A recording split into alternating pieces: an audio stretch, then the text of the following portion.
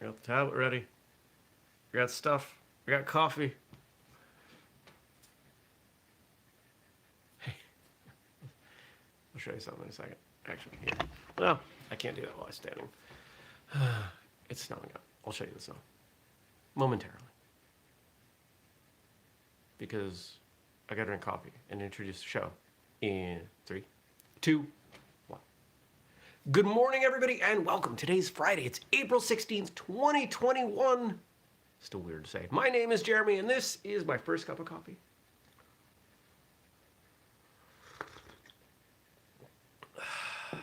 Yeah, let me show you the snow. I mean, I knew that this was supposed to happen, but it's happened. Look at it. It's snowing. It's not very exciting, but anytime we get snow and there's no snow, it's kind of interesting. All right. Now that I've made you all seasick. Well, it's Friday. We made it. We made it. Yesterday was not quite as good as Wednesday, but it was a good day. It was a pretty decent day. Starting to dial in on what's working to keep me sane and what's not. The thing that I think I realized yesterday, I've been taking a lot more breaks through my workday, something that I was never big on. I would take small breaks, and those would be really good for my productivity, but I'm taking breaks, taking 2-hour lunches and things. And that's keeping me sane. The problem is I peter out. I start to fade productivity-wise and mentally anywhere from 1 to 3 o'clock, because I start the day here, 6:30. So it's not leaving enough time. Now, I'm trying to be kind to myself and realize, hey, Jeremy, you're going through some big stuff right now. But I got to find some balance in there. And so I think I just need to keep the breaks shorter. I'll probably set a timer. And that I suspect that will work. At least it should work better. What happened yesterday? There's cat hair.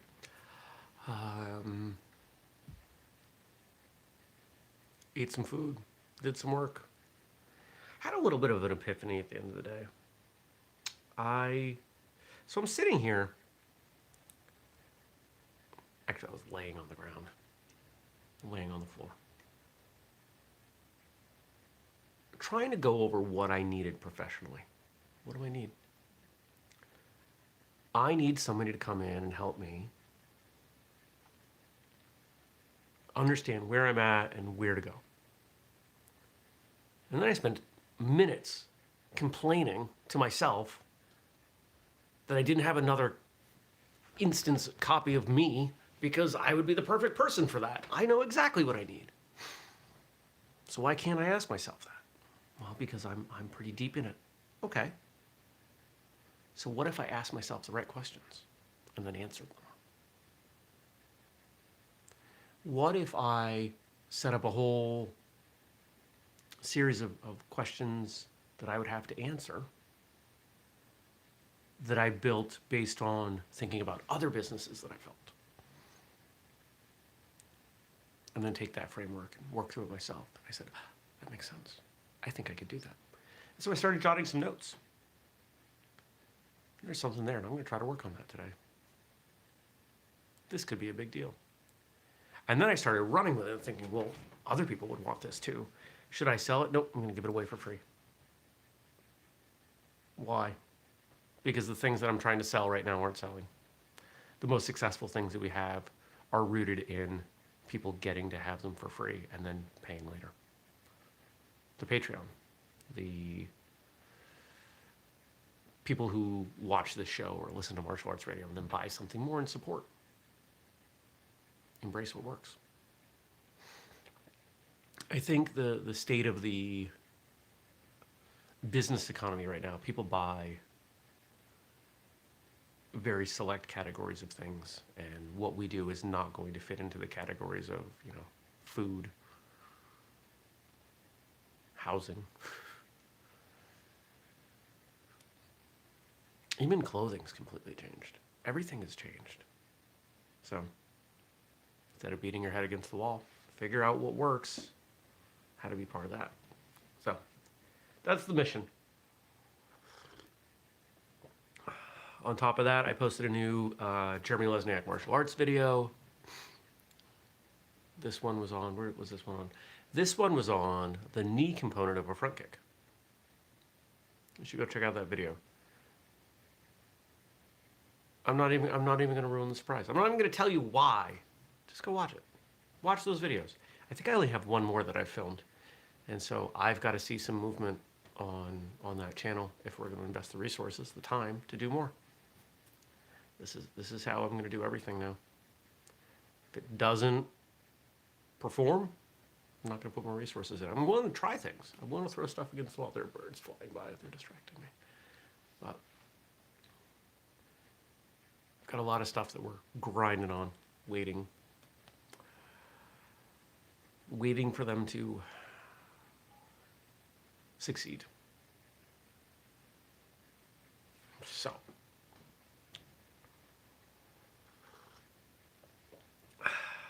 what else did I do? Went to the gym, watched TV, ate food, played video games. It's kind of a standard day.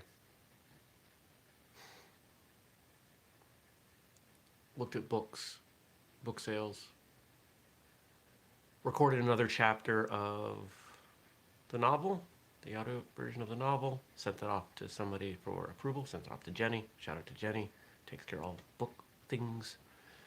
And sent off the first chapter of the new nonfiction book to get her feedback on it. We'll see what happens.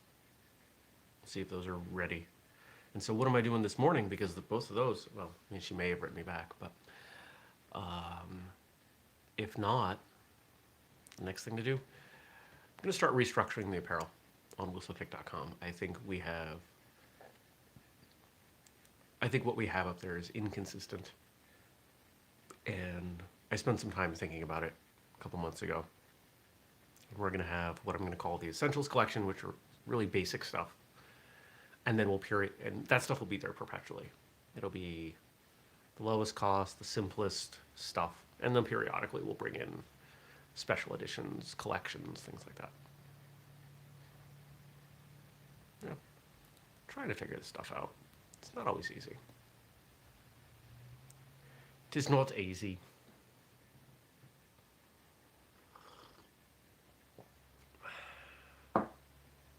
What's going on this weekend? Well, doing some more projects around the house. Let's talk about today. The rest of today. Once I do that apparel stuff, I'm going to pop in the car, drive north to the co-working space. I haven't been there in 2 weeks. Go see everybody up there, get some work done. If I remember correctly, I don't have any meetings.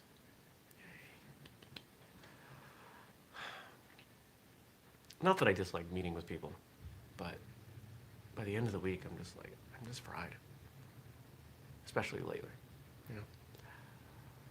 I'll go to Home Depot after, grab some materials for some of these projects this weekend.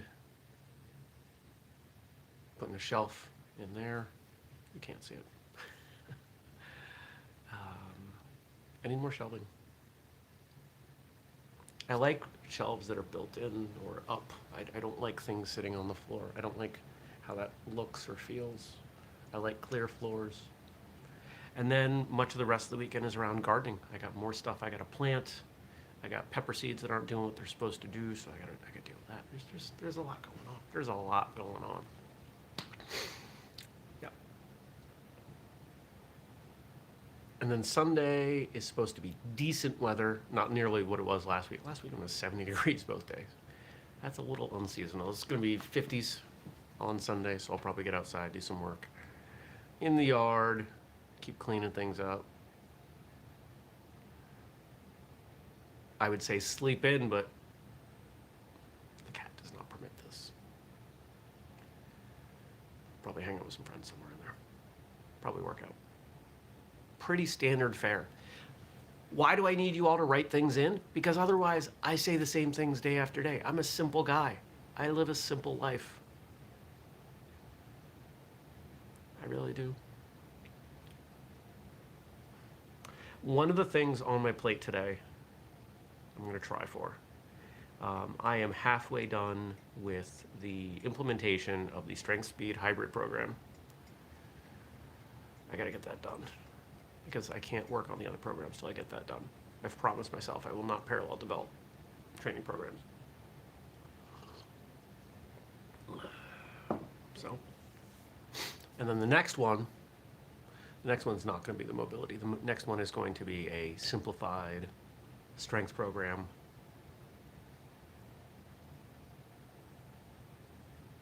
That's going to be a pay what you want. It will not be a fixed price. Because I think this is where the economy is going. I think this is the next big thing. Everybody's selling courses and trainings and all this stuff online now, and a lot of the courses you're buying are how to sell courses. Here's a course on how to sell a course. That's when you know the market's over. It's saturated. What's the next thing? I think the next thing is, here's my best stuff for free. Pay what you think it's worth. Oh, but 99% of people won't pay for it. They're not paying for it now. You might as well put your best stuff forward. It might work, turn into something later. That's kind of been our business model with the podcast. So why not? Stacy says, sadly, cats do not understand the concept of weekend or day off. Yeah, they don't. Cats are both the best and worst.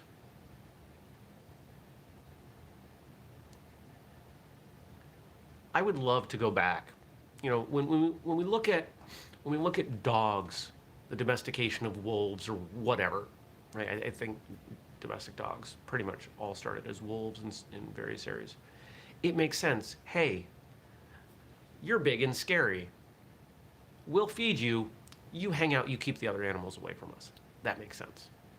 Over time, that became, we're going to feed you. You're far less scary, but you're really cute, and you defer to our dominance.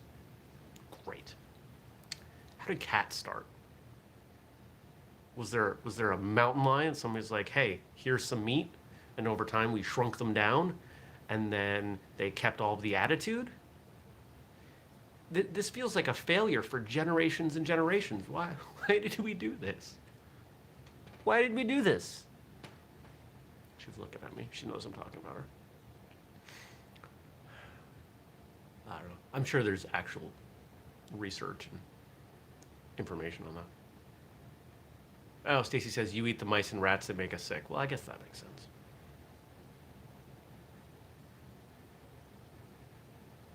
All right, well, there goes my comedic angle. I got nothing now.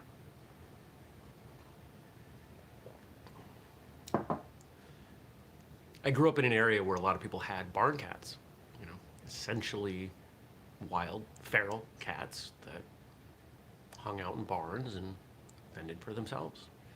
And they lived a good life. And once you didn't have a barn cat anymore, you would go get another barn cat. I have no need for a barn cat. Nor would a barn cat last around here.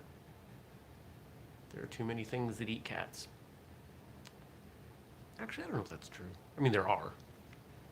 I've never seen the coyotes. I've heard them. I've heard them up in the hills.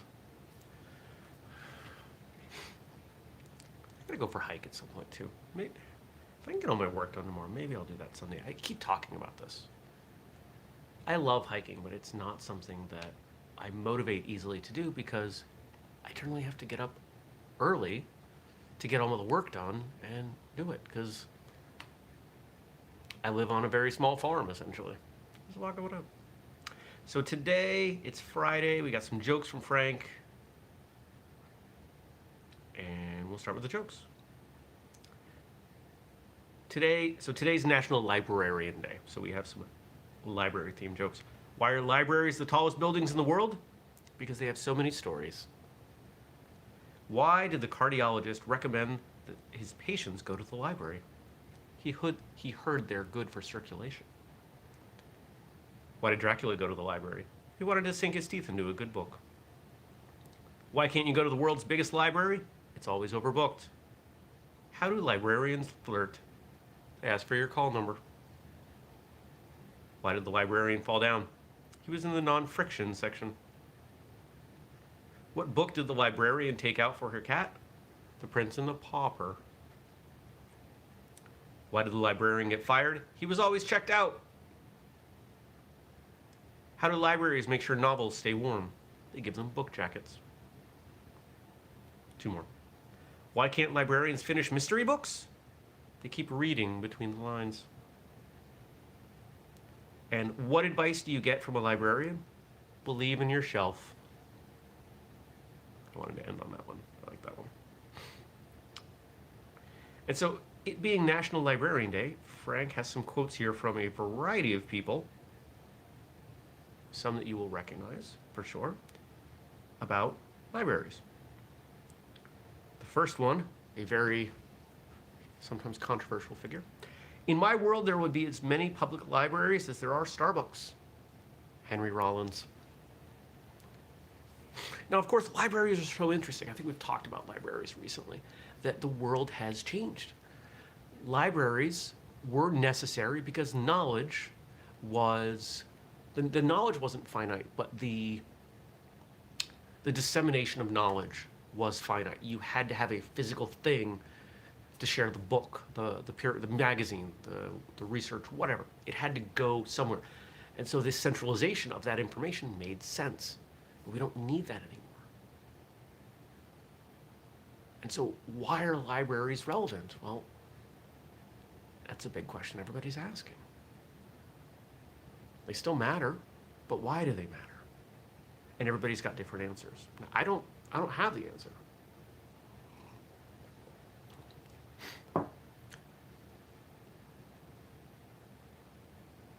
I think, I'm trying to remember. I think I can say this accurately. Through college, through 4 years of college, I did not go to the library to research my papers. I didn't find the need to. I had books for certain classes, and then I had the internet. And yeah, this was early, but 97 was my first year of college. But I was able to find enough information. This was, if I remember correctly, this was before Wikipedia. But I had this really interesting system, and there's a function that's no longer in Microsoft Word, and I really miss this. I would copy entire web pages, paste them in Word, and Word had a summarize feature. And generally I would do 25%, kind of make my own cliff notes. Sometimes 25% was too much, so I'd go down to 15 or 10%. And that gave me the context that I needed, and I could write my papers. Worked well. There's a lot out there. There's a lot of information. And we all want, well, I think most of us want to keep libraries around. Stacy says that was indeed before Wikipedia. Okay. I remember when Wikipedia came out.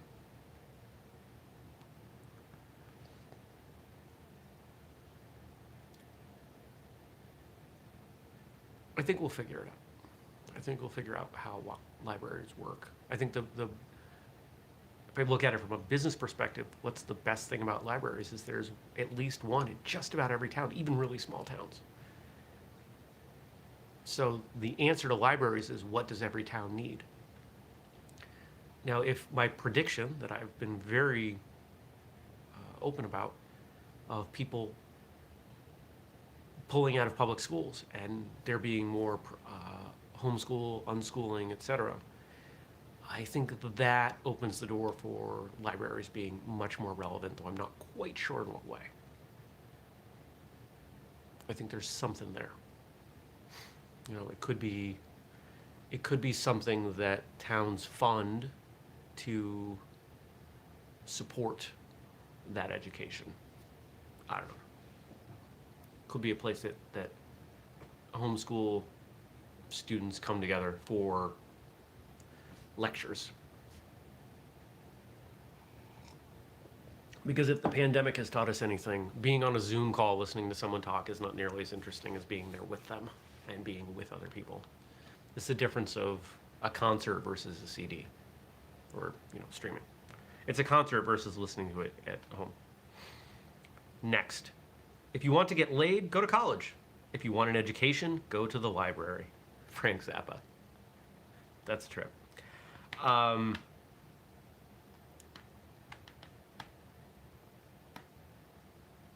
so I think the question here is, does higher education, does college educate you? I think it depends on the person. I think it depends on the institution. I learned a lot in college. Most of what I learned in college was not academic. I do not regret going to college. I think I would have regretted that education if I had come out with, $150,000 in debt. Where did I come out with? 23, 25? I paid it off. This is not a comment on higher education and student loan debt. But I think the most important thing to learn is how to learn. The information is available. Every bit of information you need is available to you. YouTube. You're watching this on YouTube.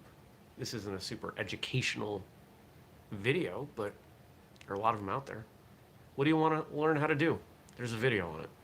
What did I watch? There was something, what was the last one I looked at? I'm trying to remember. There was something, I think it had to do with my motorcycle last summer. I looked up something, and it wasn't, it's not that I don't look at things on YouTube. It was, I need to learn how to do this. I've got a manual, but I'm going to look for the video on YouTube because it's going to be the fastest way for me to process this information. And I think that's what college really should be. Here's how you learn. I think high school should be how do you function in the world.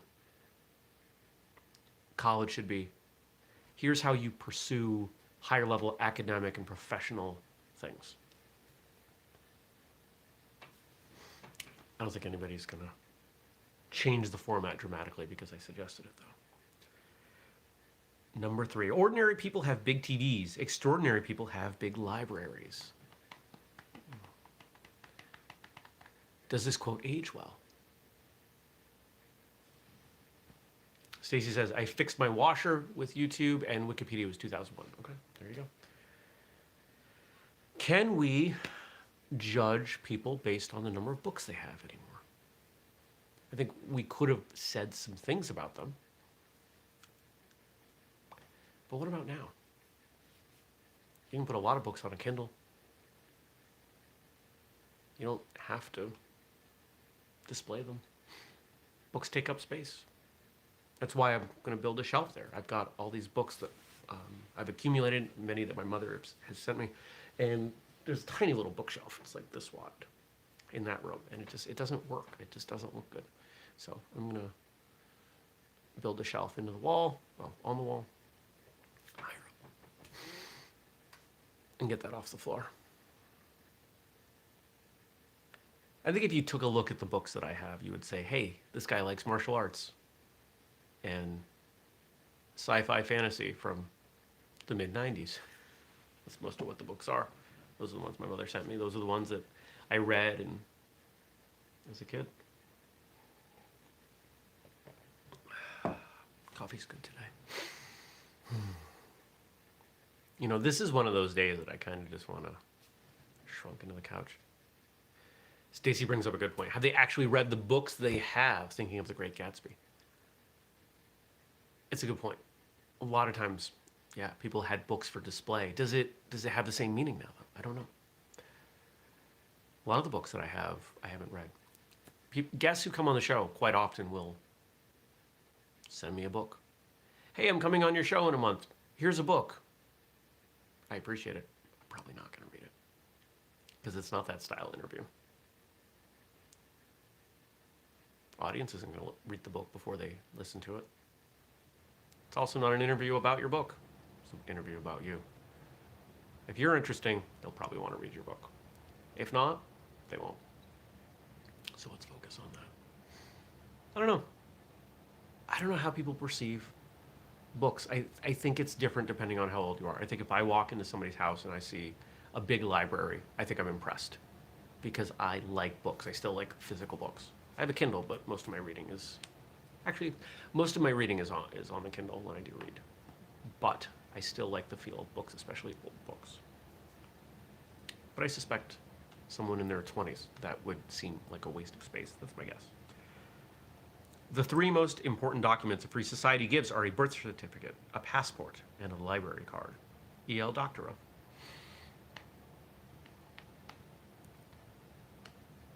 I don't know what to say to that one. I think my comment on that is just kind of the furthering of this discussion of what libraries mean. Now, what about education as it relates to, let's say, martial arts? Physical education. I think there's a lot of value there, obviously. There are things that we know are really hard to learn from a book. We know, most of us know learning martial arts out of a book is really hard to do.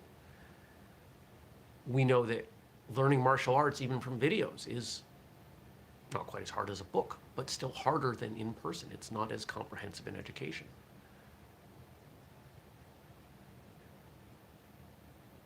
What about when we have holograms? That'll be a step forward.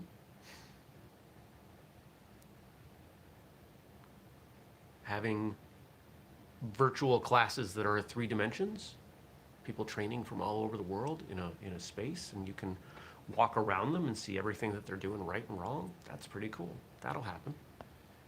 That may finally change things. And then the next step past that is being able to spar in that way.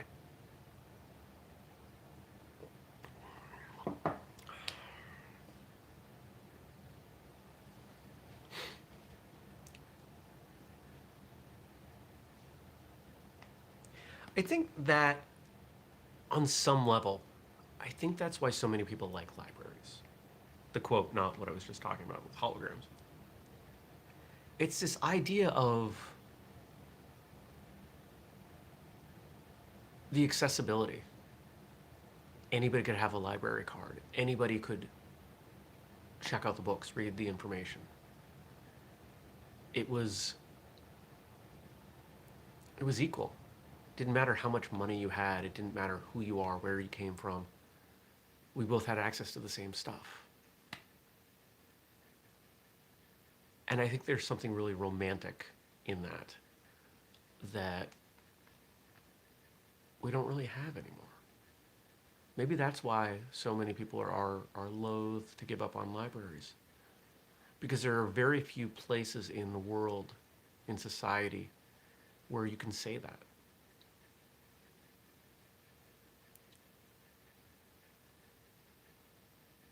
What else do we all get equal access to?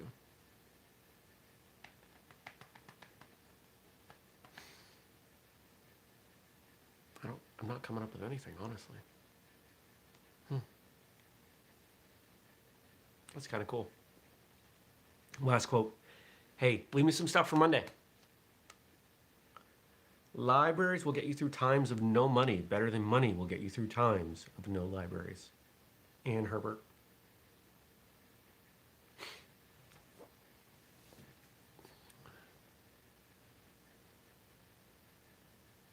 Trying to imagine what would my life look like if, let's say, I was completely destitute. What would I do?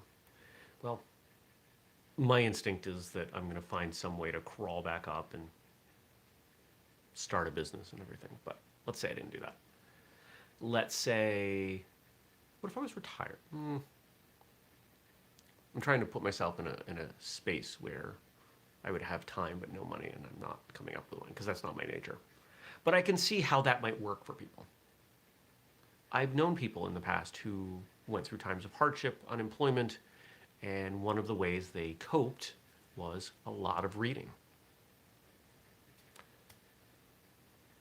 Remember, libraries represented knowledge, which could turn into skills depending on what you were reading.